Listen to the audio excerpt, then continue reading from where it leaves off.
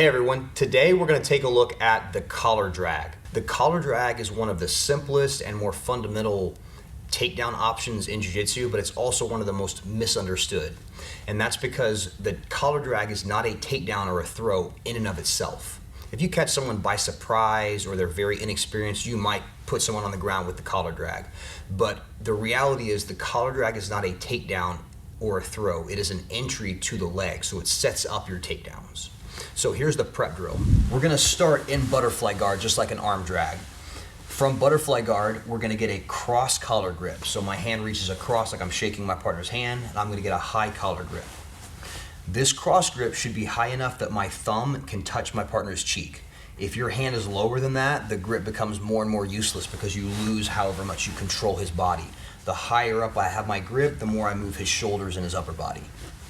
Now, when we do a collar drag or an arm drag from standing or in real execution, we want sleeve control of some kind so we can guide that arm across our body. But for this very first drill, it's all about the cross grip, and I'm just gonna have my partner keep his hand out of the way so it doesn't interfere with the drag. Cross grip, now my hand goes to the outside and my foot comes to the outside as well. For the collar drag motion, I'm gonna be pulling his hands past me and basically trying to make him do a bear walk so his hands go to the floor. As I pull him, this hand and this foot help scoot me forward, like so. So if we back that motion up, you'll notice I didn't yank him past me. I'm pulling him and scooting myself, and we meet in the middle. I want the knot on my belt to be touching my partner's knee at the end. So high cross grip, hand and foot on the outside, I scoot myself forward and pull him past me. Now, once we're in this position, the collar hand is very important. I don't want to be pulling down with that grip. My hand turns the pull into a push. I immediately start stiff arming into his face to keep his weight heavy in the hands. That makes it hard for him to turn back to face me and wrestle up and resist. So that pull immediately turns into a push, and I'm stiffing my palm into his face.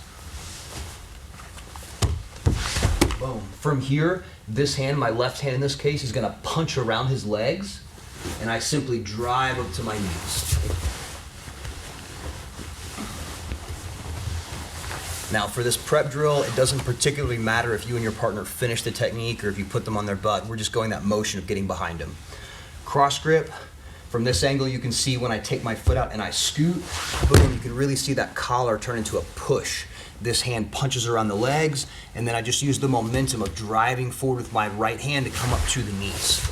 And that's gonna be the mechanics of the collar drag prep drill. One more time.